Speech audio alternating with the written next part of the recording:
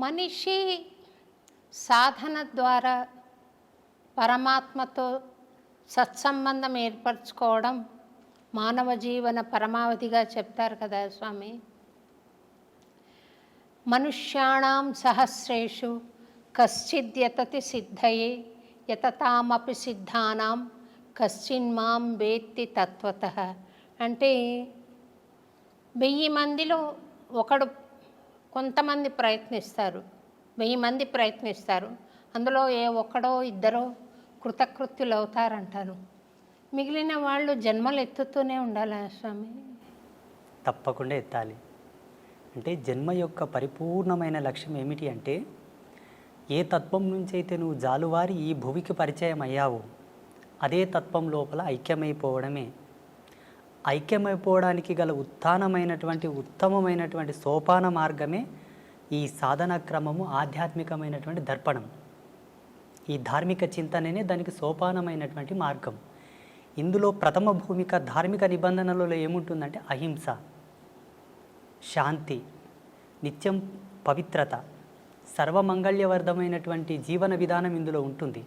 అందుకే ధార్మికతతోనే పరమాత్మను చేరుకోవడం సులభము, క్షేమకరము, అన్నిటికీ సయోగ్యమైనటువంటి మార్గమని మనకు ఉద్ఘాటించి చెప్పారు ఋషి పరంపరలు. అన్యమైన మార్గముల వెంబడ కూడా అవలంబింపవచ్చునేమో, బహుదుర్లభం, బహు కాఠిన్యము. అందుకు గల ప్రామాణికమైనటువంటి సూత్రము లేదు. ధార్మికంగా భగవద్చింతనతో పరమాత్మతో ఐక్యమవ్వచ్చు, మన ముక్తిని మోక్షాన్ని పొందవచ్చు అని అనేకులు నిరూపించి చూపించారు మానవాళికి.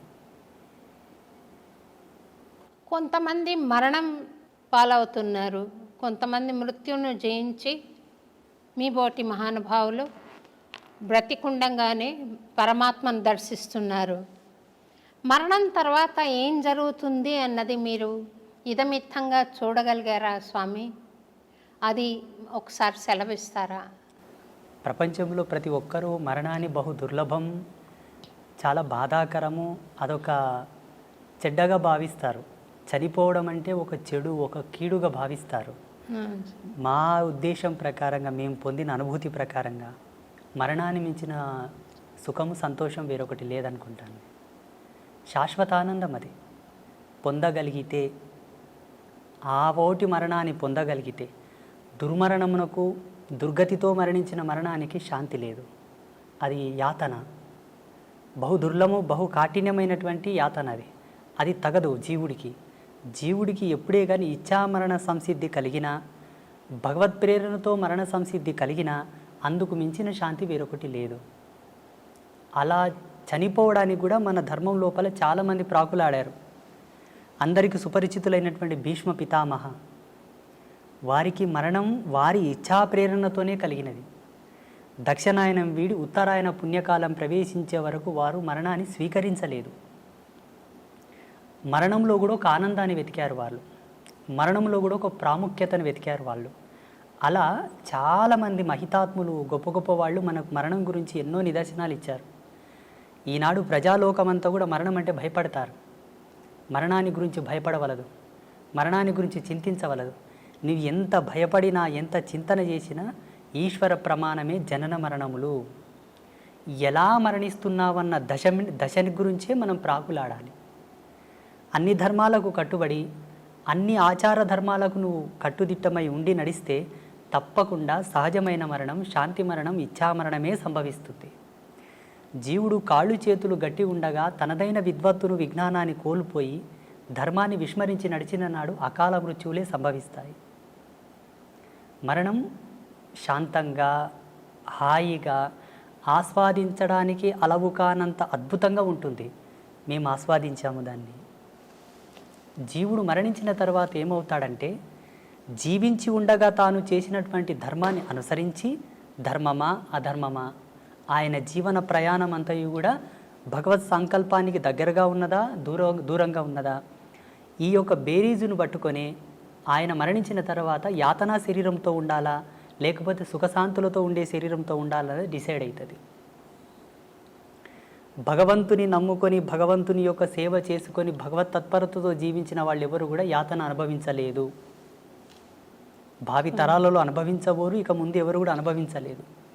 ఎవరైతే భగవంతును దూషిస్తున్నారో, హరిభక్తులను, శివభక్తులను, దైవీ తత్పర సంపన్నులను దూషిస్తున్నారో వారికి తప్పకుండా మరణానంతరం బహు దుర్లభమైనటువంటి యాతన ఉంటుంది. ఈరోజు ఏదో కొంచెం చదువుకోగానే, అంత తెలివి రాగానే దేవుడు లేడు, ఇవన్నీ మూఢనమ్మకాలు, చాదస్వం, వీటిని నమ్మకూడదు, వీటి వల్ల టైంపాస్ అంటున్నారు చూసారా, వారందరికీ కూడా మరణం తర్వాత అది వర్ణించశక్యం కానటువంటి సందర్భం అనమాట. మనిషి శరీరం భౌతికంగా మనం చూస్తున్నాం కదా స్వామి. అందులో మళ్ళీ ఒక సూక్ష్మ శరీరం ఉంటుంది, ఒక కారణ శరీరం ఉంటుంది, ఒక మహాకారణ శరీరం ఉంటుంది అని చెప్తారు కదా. ఆ నాలుగింటిని విడివిడిగా చూడడానికి సాధ్యపడుతుందా స్వామి? అది యోగ సంధాన కర్తృత్వంతోనే సాధ్యమవుతుంది. ఆధ్యాత్మికమైనటువంటి పూజలు, వ్రతాలు, నోములు, జపతపాదులన్నీ కొన్ని ప్రామాణికమైనటువంటి సూత్రావళి పైన నడుస్తాయి. జీవుడికి కొన్ని అనుభవాలు తెచ్చిపెడతాయి. మీరు అనుకున్నటువంటి అనుభవాన్ని తార్కికంగా సాదృశ్యంగా చూడాలనుకుంటే యోగ మూలాలను అవలంబించాల్సి ఉంటుంది. ఇప్పుడు హిమాలయస్లో చాలామంది యోగులు ఉన్నారు. వాళ్ళు మీరు చెప్పినటువంటి ఈ అవస్థలు ఏవైతే ఉన్నాయో ప్రతిరోజు లైవ్లో చూస్తారు. వాళ్ళు సూక్ష్మ, భౌతిక, ఆది భౌతిక, ఆది దైవిక, ఈ 4 అవస్థలను వాళ్ళు సశరీరంగా లైవ్లో ఎప్పటికప్పుడు వాళ్ళు సవరించుకొని చూస్తూ ఉంటారు. వాటికి యోగ మూలాలు అవసరం, కొంత కఠినాత్మకమైనటువంటి తపశ్చర్య కూడా అవసరం వాటి కోసం. ఆ రుచి, అనుభవం, ఆ ప్రేరణ ఉన్నవాళ్ళు చూశారు. తమరు చూస్తుంటారు కదా స్వామి. భగవతి ఇచ్చామ్మ. నాకు ఆశీర్వచనం ఇవ్వండి స్వామి.